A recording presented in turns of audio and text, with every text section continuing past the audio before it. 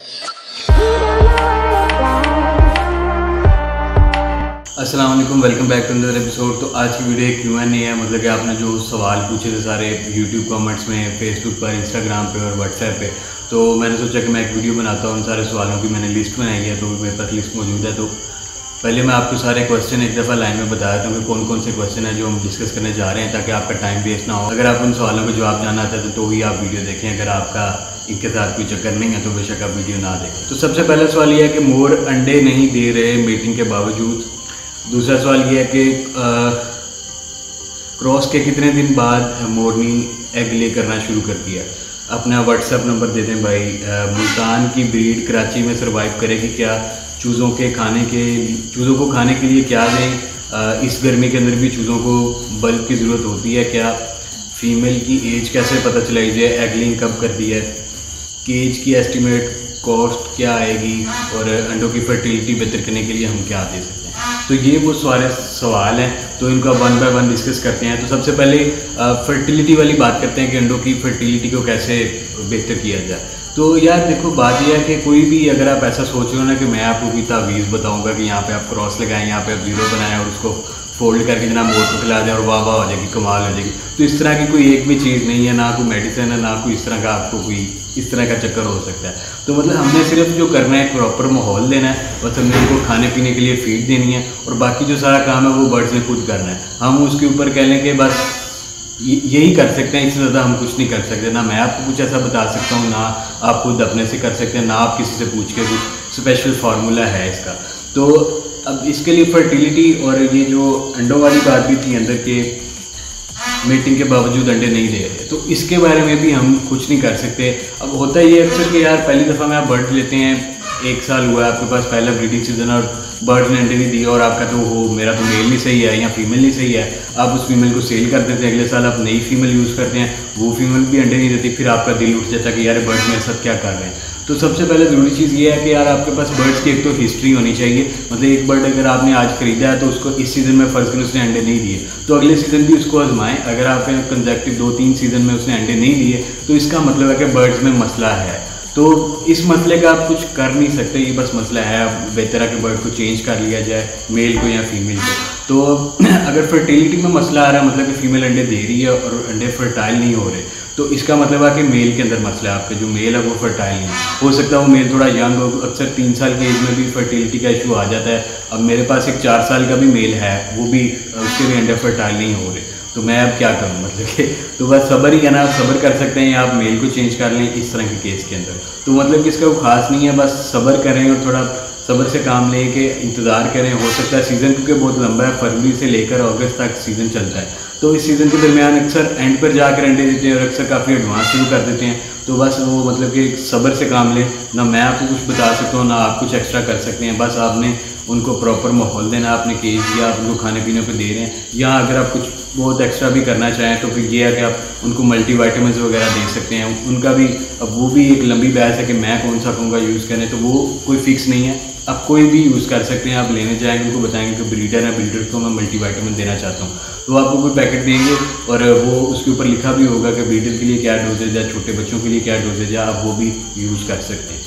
तो मतलब ये बात यहाँ पे ख़त्म होगी, इससे ज़्यादा इस पर हम बात नहीं कर सकते। और अगला सवाल था कि क्रॉस के कितने दिन बाद मोरनी अंडे देती है। मुझे बिल्कुल नहीं पता यार, ना मैंने कभी नोट किया, ना मैं हर टाइम, मतलब आप भी ये गेस नहीं कर सकते कि कब से मोर ने क्रॉसिंग करनी शुरू कर दी है। आप कौन सा हर टाइम बर्ड के साथ रहते हैं, तो इसका भी मेरे पास कोई जवाब नहीं है कि कोई फिक्स, मेरा नहीं ख्याल कोई फिक्स होगा टाइम कि इतने दिन बाद ही देगी। तो इसके लिए मैं बस ये करूँगा कि सब्र करें, ज़्यादा टेंशन ना लें, अंडे देने लग जाएंगे इंशाल्लाह। मुल्तान की ब्रीड कराची में सरवाइव करेगी क्या? तो बिल्कुल करेगी यार। लोग तो एक्सपोर्ट भी करते हैं, बर्ड्स बाहर से आते हैं, दूसरे कंट्री से आते हैं, एक बिल्कुल ही मुख्तलिफ रीजन से, वहाँ का क्लाइमेट और होता है, यहाँ पे आके भी वो सरवाइव करते हैं। तो इतने कोई मसले वाली बात नहीं है, सरवाइव करेंगे। बल्कि मैंने बहुत सारे केस देखे हैं कि पंजाब से बहुत सारे बर्ड सिंध में और कराची, हैदराबाद वाली साइड पे जाते हैं और वो ब्रीडिंग भी करते हैं और मतलब सारा सिस्टम ठीक चलता है। तो ऐसी कोई बात नहीं है। बस ये है कि जब आप बर्ड इस तरह से शिपिंग करते हैं एक जगह से दूसरी जगह लेके, तो बर्ड ज़रा स्ट्रेस में आ जाते हैं, वो डर जाते हैं। इस वजह से हो सकता है कि वो जो बिटियाँ वगैरह करते हैं वो भी पतली करें और थोड़े ढीले हो सकते हैं, लेकिन 1-2 दिन बाद नॉर्मल हो जाते हैं। और मतलब ऐसी कोई बात नहीं है कि यहाँ से वहाँ जाके बर्ड सर्वाइव नहीं करेगा, तो बर्ड सर्वाइव करेगा डेफिनेटली। चूज़ों को खाने के लिए क्या दें, तो यार ये एक ऐसा टॉपिक है, इस पर मेरी अभी नेक्स्ट वीडियो इंशाल्लाह इसी पे आएगी कि चूज़ों की ग्रोथ के लिए और वैक्सीनेशन वगैरह हर चीज़ क्या की जाए। तो लेकिन अभी क्योंकि एक सवाल आया हुआ तो इसका मैं अभी कम लफ्ज़ों में थोड़ा जवाब दे देता हूँ कि चूज़ों के लिए बेस्ट चीज़ जो मैं यूज़ करता हूँ वो ये कि ये जो फीड है बर्ड्स वाली, बड़े बर्ड्स वाली, उसको मैं ग्राइंड करके चूज़ों को देता हूँ। तो आप भी वही दें, मेरा नहीं ख्याल उसके अलावा कुछ स्पेशल करने की ज़रूरत है। हाँ, अगर फिर भी आप करना चाहते हैं तो आप बॉयल अंडे जो हैं वो आप उनको दे सकते हैं छोटा छोटा तोड़ के। इस तरह उबले हुए चावल हो गए, ये वाली चीज़ें इस तरह की आप दे सकते हैं उनको। लेकिन जो फीड है ना वो मेरे ख्याल में आसान और बेस्ट तरीका है कि सिर्फ आप फीड ग्राइंड करके दें। हाँ, अक्सर लोग इस तरह टेंशन ले जाते हैं कि यार बर्ड ज़्यादा खा पी नहीं रहे, तो ये जो मोर के चूज़े हैं खासतौर पर शुरू वाले दिनों में बहुत ज़्यादा ढीले होते हैं। मतलब कि पहले एक हफ्ता या 10 दिन तकरीबन आपको इतने ढीले लगेंगे कि जैसे बीमार हैं और हर वक्त सोए रहते हैं, ऐसा लगता है मरे हुए। तो वो टेंशन वाली बात नहीं है, वो नॉर्मल बात है। तो उसके बाद अगला सवाल था कि चूज़ों को इस गर्मी में भी बल्ब की ज़रूरत होती है क्या?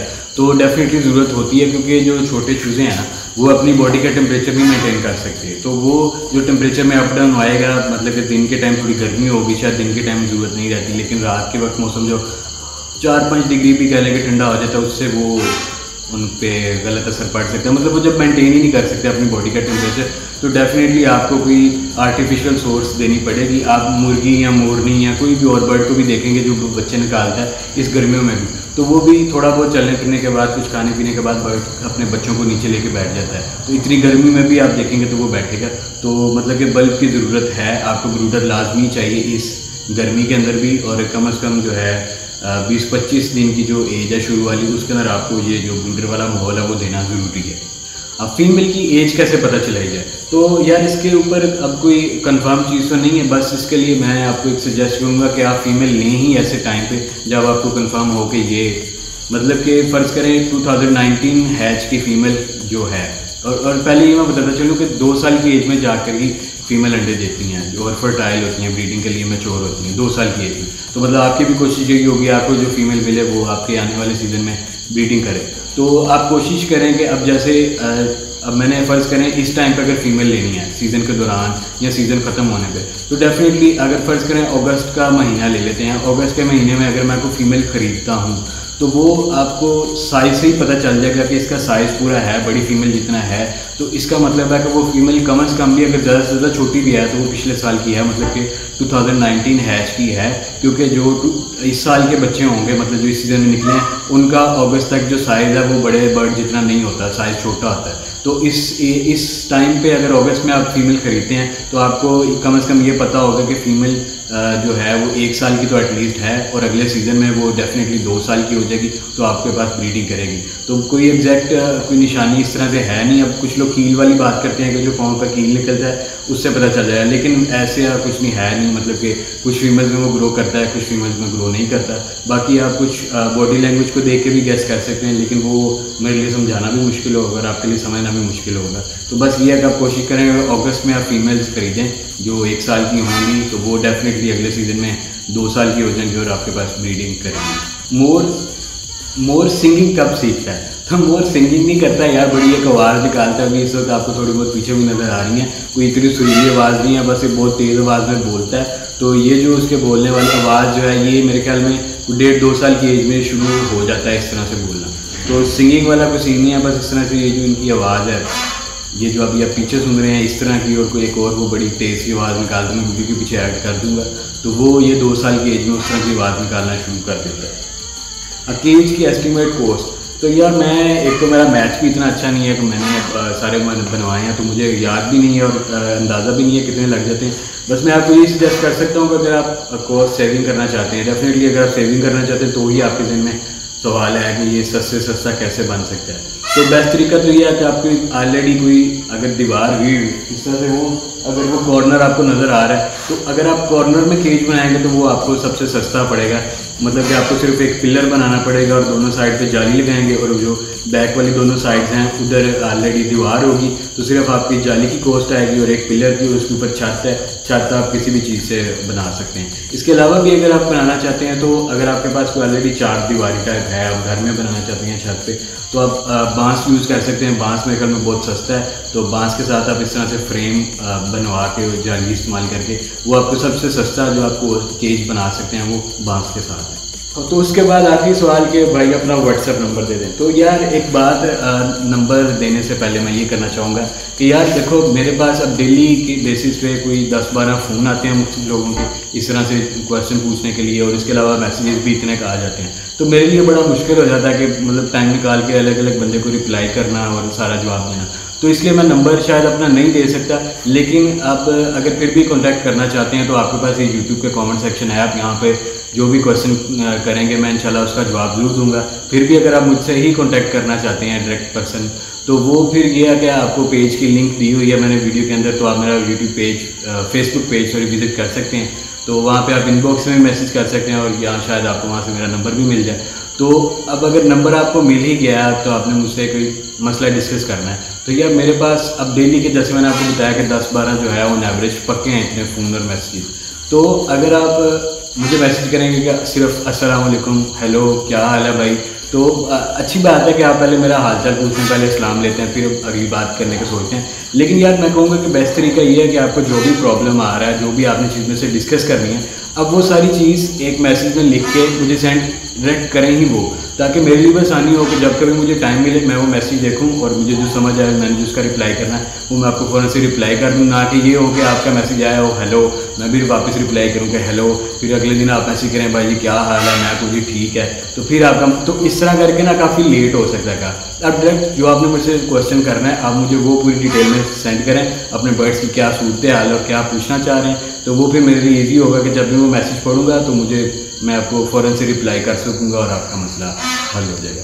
तो ये था आज का Q&A सेशन। मैं कोशिश करूँगा कि हर महीने इस तरह की एक वीडियो लाजमी बनाया करूँ। आपके पास जो भी क्वेश्चन हों तो बेस्ट तरीका ये है कि आप यूट्यूब के कमेंट्स के अंदर ज़रूर पूछें, तो मैं फिर उनका इस तरह से जवाब दूँगा। Thank you so much for watching. Allah हाफिज़।